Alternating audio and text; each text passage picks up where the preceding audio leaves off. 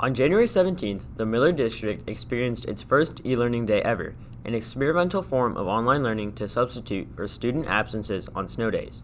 Millard, like most schools, utilizes Google Classroom as a way to provide digital resources and assign students work outside of the classroom. After the first experience with e-learning, we went around and asked teachers what they thought about Millard's first e-learning day. I think the buy-in from staff and students has been good so far. I think we just need to keep in mind the whole purpose of this is so we can get out of school on time when the weather's nice. I feel like our staff is ready for it. I think it's a logical move going forward, that it's a good way to combat the weather we face in Nebraska. I think staff is ready for it. I think students are doing really well with it so far. I think they enjoy it. They don't get the traditional snow day that they have always enjoyed tweeting about, but they still get the time at home, and it's nice not to make up the day in June and instead get the work done at an easier pace. The teachers thought that the students responded well to e-learning and appreciated the convenient way of teaching kids on a canceled day of school.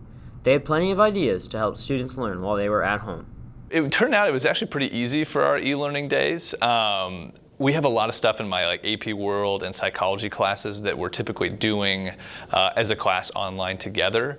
Because we are so, I think, Google Classroom efficient already, it's really easy to do at least a part of the lesson on our off days. Well, I just kept it as a continuation of what we were doing in class, which is what I like about it. So, for example, in English 10, we were getting ready for a poetry terms test, so that I could post a poem and have them break down what the term meant in it. It just flowed, and I could keep the deadlines the same. I liked not having to move the deadlines. While the teachers had time in advance to prepare for the first online assignment, the second e-learning day came quite fast, but teachers had no issue finding another way to get students prepared. We weren't as prepared for the second one as we were for the first one. That came as a little bit more of a surprise, so we had to spend a little bit of time just making sure that we were ready to go on that one the morning of, but it wasn't a big deal. Having them close together was a little bit of a challenge because, again, we were coming up on a test. They were already ready for the test. Then that next snow day kind of blew the test out of the water, so we just rescheduled and again had more prep. I think most of us teachers keep kind of a lesson plan in our back pocket for the e-learning days where we prep ahead of time.